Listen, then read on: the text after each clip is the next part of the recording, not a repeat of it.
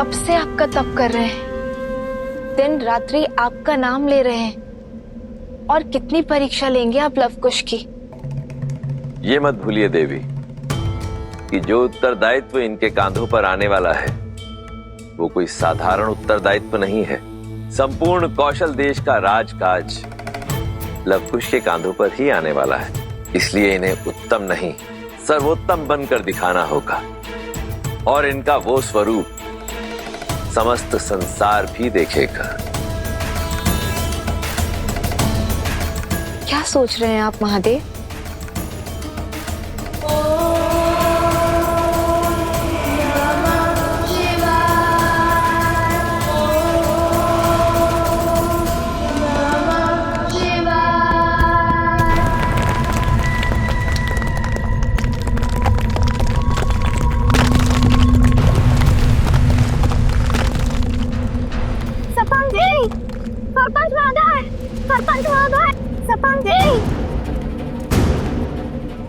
वहां देखिए।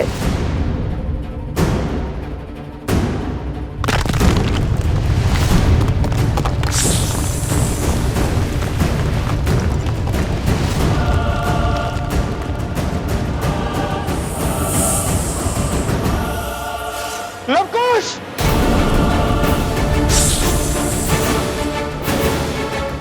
लवकुश उठ जाओ वहां से! बहुत बड़ा सर्प तुम्हारी ओर आ रहा है। श्री रामचंद्र कृपालु भजु मन हरण भव भय दारुणम नव कंज लोचन कंज मुख कर कंज पद कंजारुणम।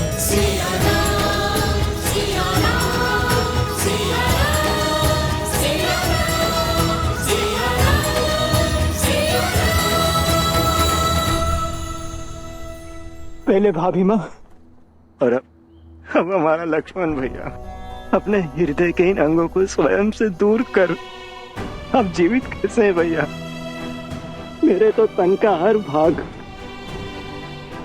इस वियोग की अग्नि में चल रहा है। चीख चीख कर अपने भाई लक्ष्मण को लौटाने की गुहार लगा रहा है भैया।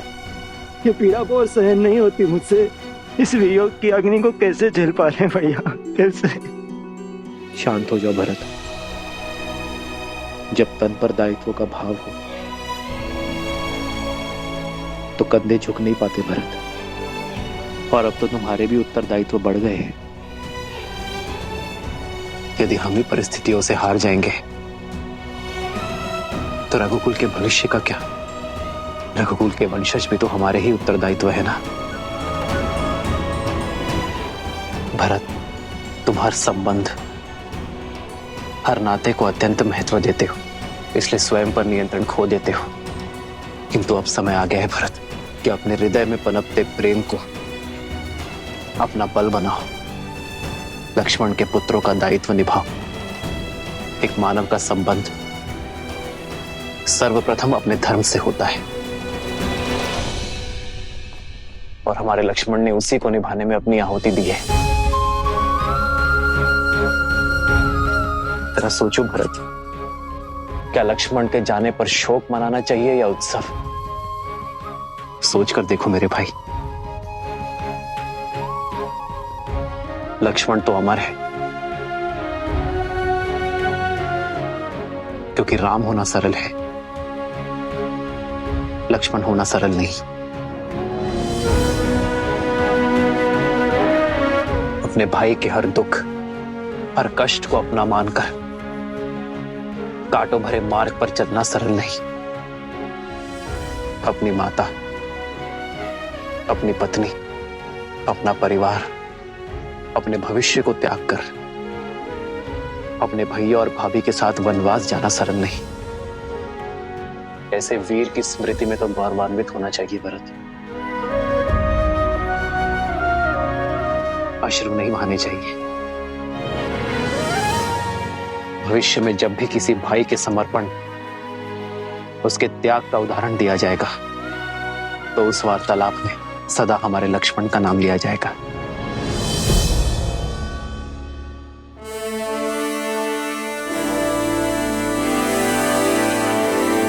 राज अनुज लक्ष्मण अमर रहे, राज अनुज लक्ष्मण अमर रहे। भरत, तुम उचित समय पर ही आए हो। आओ, लक्ष्मण की प्रतिमा की स्थापना करो।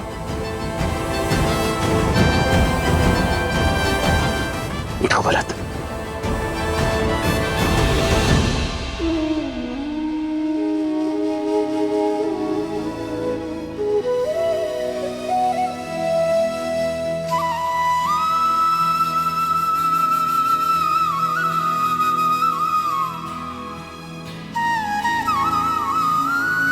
आओ भरत। आदर्श और मर्यादा की है ये कथा महापावनम, काट मद श्री से मिला दे श्रीमद् रामायणम, श्रीमद् रामायणम, श्रीमद् रामायणम।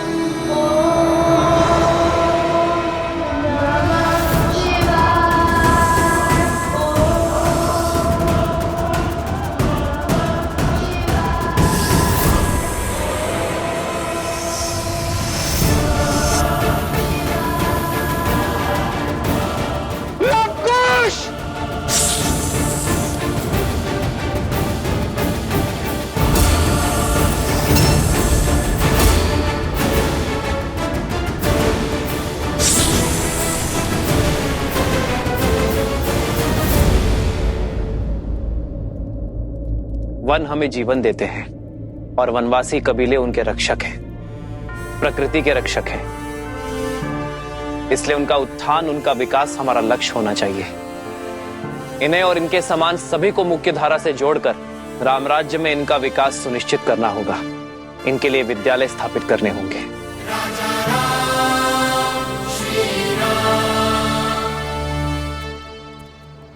प्रभु, प्रभु, अरे कहां बड़े चले जा रहे हो? रुको। कौन है ये दुस्साहसी? ये भीतर कैसे आया? प्रभु, हमारे साथ चलिए प्रभु, हमें आपकी आवश्यकता है प्रभु। ये अयोध्या की सभा है, ज्ञात होना चाहिए। अयोध्या के महाराज से भेंट के कुछ नियम हैं। सैनिकों, ले जाओ इसे। सुमन जी, कौन है ये? समस्या क्या है इनकी? आर्य सुमंत,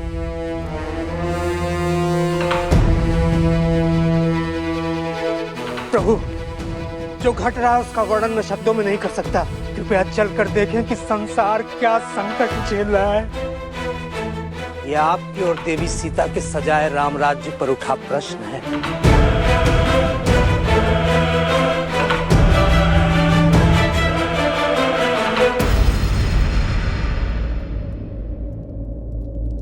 तुम्हारे वचनों के भाव तुम्हारे सत्य को दर्शाते हैं भद्र।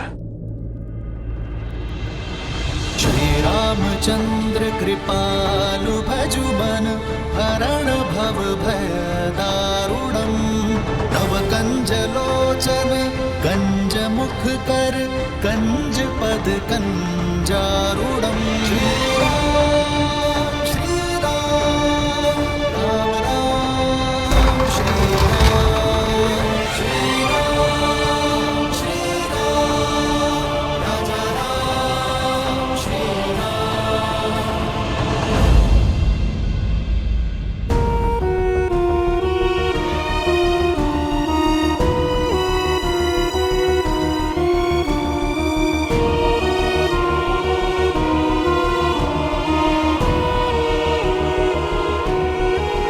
कौन है ये सब?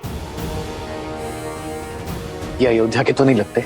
नहीं प्रभु, हम पुरुषपुर और कुभा से आए हुए शरणार्थी हैं। अयोध्यापति से शरण की भिक्षा मांगने आए। हमारे परिवार को यहाँ बसने की अनुमति दीजिए प्रभु।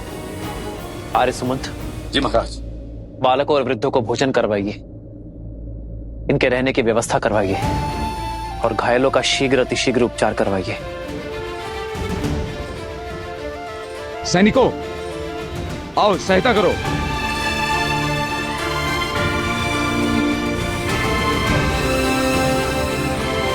ऐसी कौन सी विपदा आन पड़ी जो गंधर्वासी को अयोध्या से शरण मांगनी पड़ी? ये पीड़ा किस घटना का परिणाम है? हम अपने राज्य में बहुत प्रसन्न थे महाराज। सुख सुविधाओं की कोई कमी नहीं थी, पर अकस्मात एक दिन गंधर्वों ने हम पर आक्रमण कर दिया।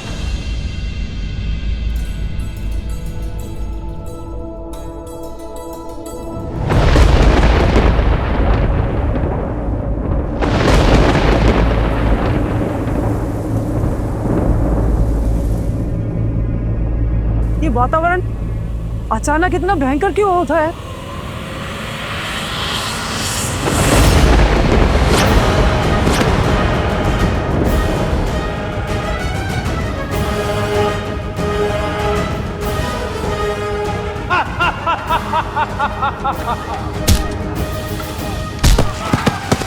कर दो सबको।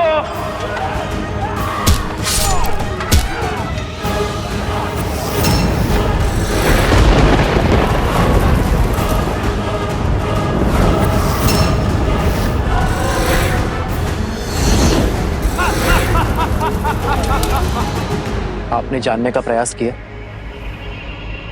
कि गंधर्वों ने यह आक्रमण क्यों किया? वो बाकी गंधर्वों से भिन्न है महाराज। उनका राजा गंधर्व वृश्क अपने समान किसी को नहीं मानता। वो केवल बल पर विश्वास करता है, न धर्म न अनुशासन। उसके बल ने उसकी प्रवृत्ति मलिन कर दी है। इसी कारण उसे और उसके साथियों को बाकी गंधर्वों ने त्याग दिया है। वो कहते हैं, हम बलशाली हैं, जो चाहिए हाथ बढ़ा के छीन लेंगे। हमने पूछा कि हमसे क्या शत्रुता है, तो उन्होंने हमें प्रकृति का नियम समझा दिया।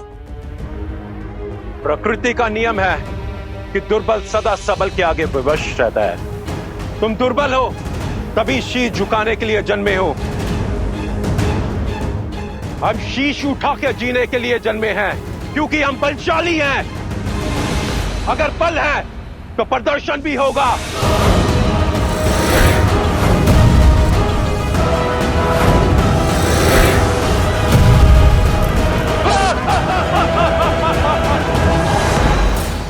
उन्होंने हमारे राज्यों पर अपना शासन स्थापित कर लिया है। बस इसीलिए हम आपकी शरण में आए। निर्बलों के बल, असहायों का सहारा, हमारे संकट का निवारण केवल आप हैं। आप। महाराज, आज्ञा हो तो एक सैनिक दल भेज दे वहां। नहीं भरत, ये समस्या उससे अधिक गंभीर है। ये बल का युद्ध नहीं, सोच का युद्ध है, और इसे हमें शीघ्र अतिशीघ्र रोकना होगा भरत। बल से सब कुछ अपना बना लेने की यह सोच विष के समान होती है, जो एक पीढ़ी से दूसरे पीढ़ी में अवश्य जाती है, विवेक को दूषित करती है, और जहां जहां धर्म की हानि होगी उसके विरुद्ध में खड़े होना राम और रघुवंश का परम धर्म है। आप निश्चिंत रहिए, मैं और भरत स्वयं जाएंगे। उन गंधर्वों की प्रताड़ना से आपके क्षेत्र को मुक्ति दिलाएंगे।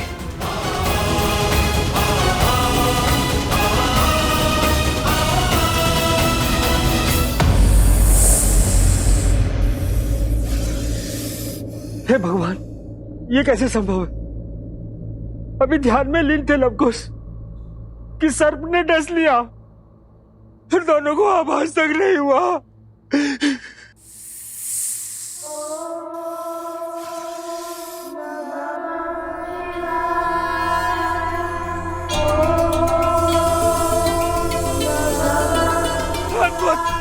अद्भुत! लवकुश जीवित है, जीवित है लवकुश। जेहि पर कृपा करहि जनु जानी, कवि उर न जावहि मानी। देव शिशु जन विलाति सूरा, जानकी सुत रूप लव कुश बोला। जानकी सुत रूप लव कुश बोला।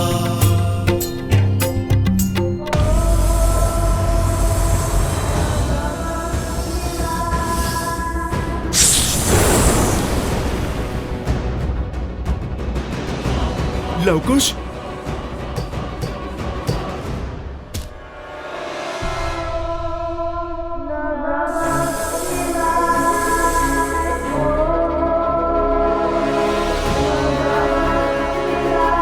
हर हर महादेव।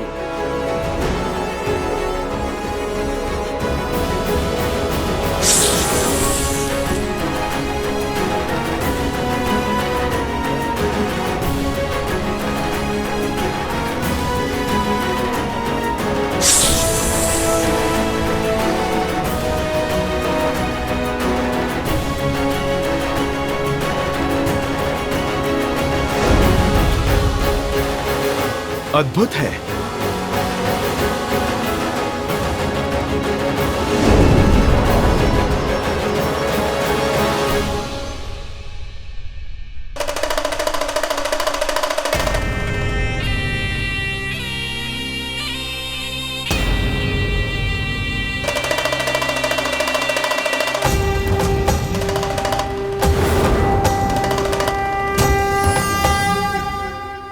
हे महादेव, ये तो स्वयं साक्षात नागराज वासुकी है।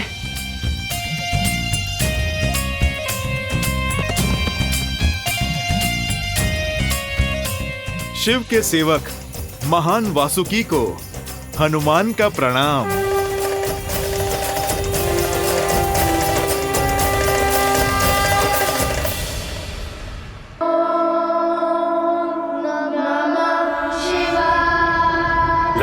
खुश, आंखें खोलो। तुम्हारे अटूट विश्वास और दृढ़ संकल्प से महादेव प्रसन्न हुए। देखो, भगवान शिव का सेवक वासुकी तुम्हारे समक्ष है।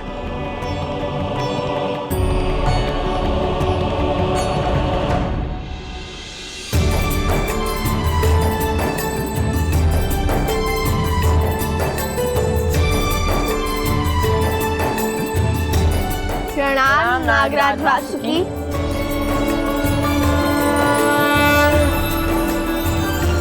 मैं तुम दोनों के लिए केवल नागराज नहीं हूं लवकुश, हमारा एक संबंध और भी है। तुम्हारी माता सीता धरती से जन्मी भूमि जा थी और मैं भूमि के भीतर पाताल लोक का राजा, और इस नाते मैं तुम्हारी माता प्रकृति स्वरूपा देवी सीता का भाई और तुम्हारा मामा हुआ। मामा श्री,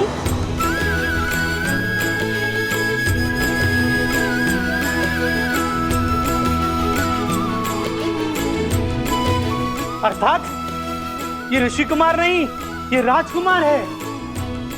अयोध्या नरेश श्री रामचंद्र के पुत्र लवकुश। वर्षों पूर्व मेरे पिताश्री अयोध्यापति महाराज दशरथ ने ऐसा ही युद्ध लड़ा था जो उनका नहीं था। अपने मित्र जटायु के आग्रह पर उन्होंने वो युद्ध लड़ा था और उसी युद्ध में अपनी वीरता का ध्वज लहराकर उन्होंने दशरथ का नाम प्राप्त किया। आज भी हमारे समक्ष ऐसी ही परिस्थिति बन चुकी है और धर्म की रक्षा और पाप का अंत तो रघुवंश का कर्तव्य है। हम पराजय से भयभीत होकर अपने धर्म से विमुख नहीं हो सकते, अपने कर्तव्य से मुख नहीं मोड़ सकते। हम स्वयं को उनके दुखों से भिन्न नहीं कर सकते। जब जब इस संसार में मानवता आहत होती है, धर्म पर प्रहार होता है, तब तब हम अपने प्राणों की शक्ति से संसार और मानवता की रक्षा करते हैं। क्योंकि स्वयं के लिए तो केवल पशु जीते हैं, किंतु एक मानव तो संसार के लिए जीता है और संसार के लिए ही मरता है। भय के लिए भयंकर है। हम राम के रुद्र हैं, शंकर हैं। शंकर है हम, शंकर है हम, शंकर है हम। जय सिया राम, जय सिया राम, जय सिया राम, जय सिया राम। आओ व्रत।